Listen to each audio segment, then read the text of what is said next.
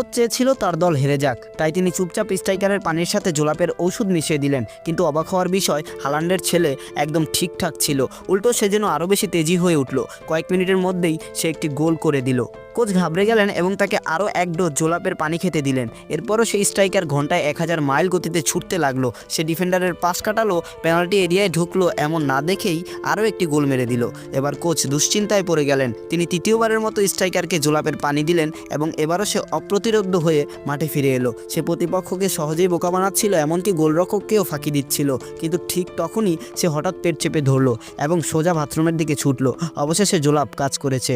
Coach স্বস্তির নিঃশ্বাস ফেললেন। তিনি ভাবলেন তার পরিকল্পনা সফল হলো। কিন্তু তার মুখ তখনই ফ্যাকাশে হয়ে গেল যখন তার মনে পড়ল তাদের গোলরক্ষক ভয়ানক দক্ষতার অধিকারী। হারকে নিশ্চিত করতে কোচ দ্রুত গোলরক্ষককে সরিয়ে নিলেন এবং একজন আনাড়ি প্লেয়ারকে গোলকিপার বানিয়ে দিলেন। শুরুতে পরিকল্পনা কাজ করলো, প্রতিপক্ষ দল সহজেই একটি গোল করে দিল। কোচ খুশি হলেন, কিন্তু তিনি জানতেন না যে এই নতুন গোলরক্ষকটি আসলে গোল্ডেন বল বিশেষজ্ঞ ছিল। এখন প্রতিপক্ষ যতবারই চেষ্টা করুক না কেন, গোল হচ্ছিল না। সে বিদ্যুতের গতিতে গোল আটকাতে লাগলো। দর্শকরা উন্মাদ হয়ে গেল, কিন্তু কোচের হৃদয় ভেঙে গেল। শেষ সুযোগ ছিল একটি ফ্রি কিক। কোচ খুব ভেবেচিন্তে মাঠে এমন একজন ছেলেকে পাঠালেন যার চোখ সামান্য টেরা ছিল এবং সে সবসময় পাশে ভুল করত।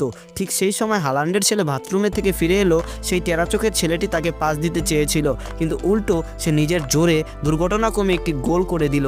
কোচের দুনিয়াটাই যেন নড়ে গেল। এত কিছু করার পরেও তার দল জিতে গেল।